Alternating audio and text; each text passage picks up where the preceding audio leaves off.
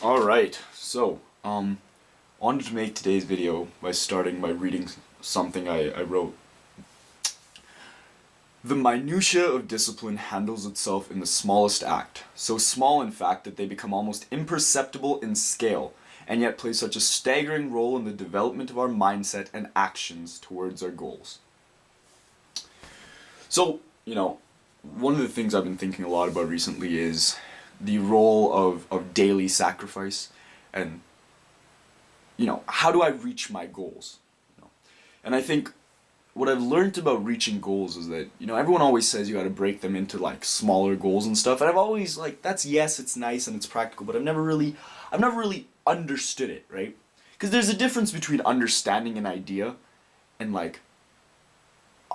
really understanding an idea.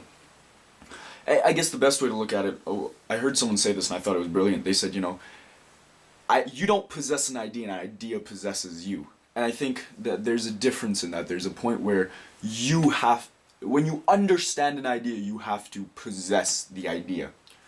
And I think I've started to possess the idea, or the idea has started to possess me, of daily sacrifice and small incremental steps towards your goal.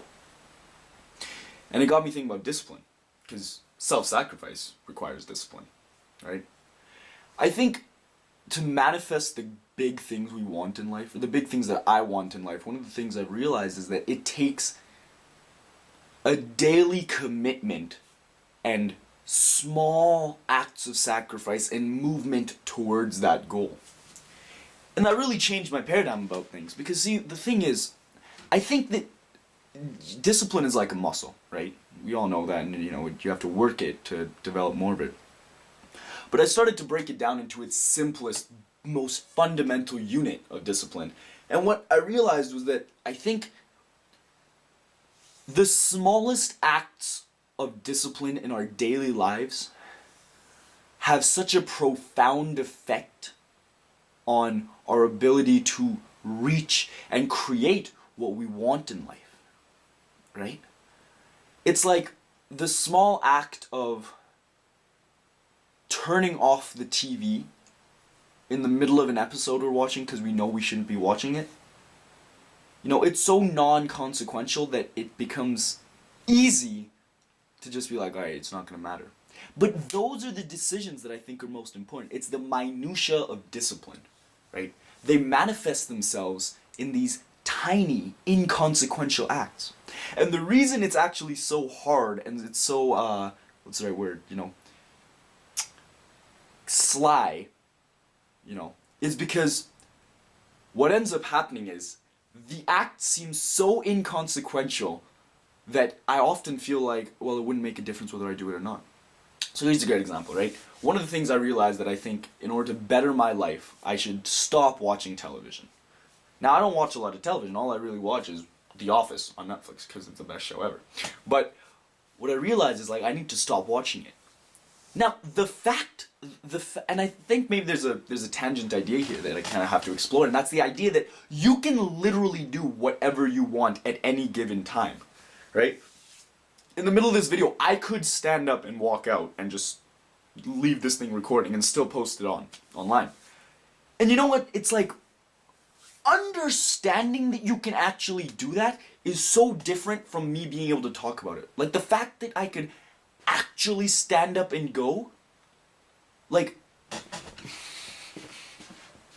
that, right? Like that makes a big difference. And see, I was doing some research into the neurology of it, like the neuroscience behind it, and there's a reason. The reason is because when you actually do something, right? When you act on an idea, you start creating new synaptic pathways, right?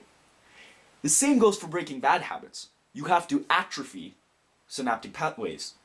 You have to stop using them, which is why breaking addiction is so hard, because you have to basically starve the way you've wired your brain. You have to rewire it. But the point is that daily acts of sacrifice, right? So for me in The Office, what the thing is, when I'm watching it, I realize I'm 13 minutes into the episode, I'm like, I should stop watching this. I could actually turn off the television and leave and go read a book or do something that's more conducive to me. right? But it seems to me, I'm like, dude, it's not like, whether I turn it off now or in 5 minutes isn't gonna matter, you know? I don't know about you guys, I always do that thing where I'm like, there's only 12 minutes left in the episode, 12 minutes isn't that long. But like, sit down and try and write for 12 minutes and then it'll be long. The point is though, the point is that the singular act of actually turning off the television is empowering in ways that are so, like, that I didn't understand. It's so empowering. And the reason it's so empowering is because it floods my system, right? Physiologically, it floods my system with this sudden realization that I can do that. You know, I think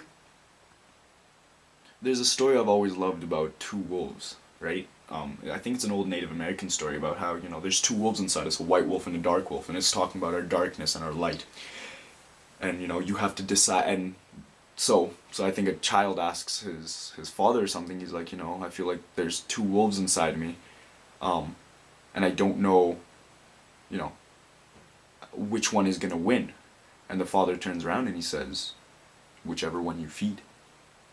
And I think what ends up happening in moments where we have to deal with the minutiae of discipline is that we have to make a decision about which wolf to feed. And the same way that you can consistently feed a bad habit or a non-conducive habit, you actually have to actively feed habits that are useful to you.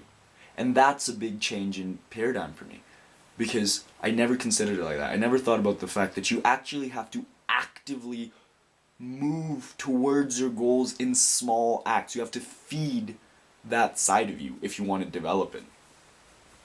And so, I think it's just a really cool idea that daily self-sacrifice in the smallest acts, the most fundamental base units of acts, right? Not picking up your phone first thing in the morning, not looking at your phone, you know, not replying to that email straight away. Like, you have to put in an active effort in the small acts in order to build yourself towards the character you want to be. Because ultimately, who you want to be is comprised of the things you do. And if you're not consistently doing the small acts that the person you want to be does, then you're never going to get there, right? Because it's, I think, at least for me, I always think of it on a large scale. Like, oh, this is the sort of person I want to be. What are the big things he does? But I don't think about, what are the small things he does every day? You know, does he meditate every day for 5 minutes? Does he read for 30 minutes a day? And it's hard to do those things because they seem so inconsequential. But I'm finding, as I'm trying to explore this idea of, you know, my highest self, that it's a fundamental idea, I think, and it's a really powerful one. Yeah. Let's call it on that. Done.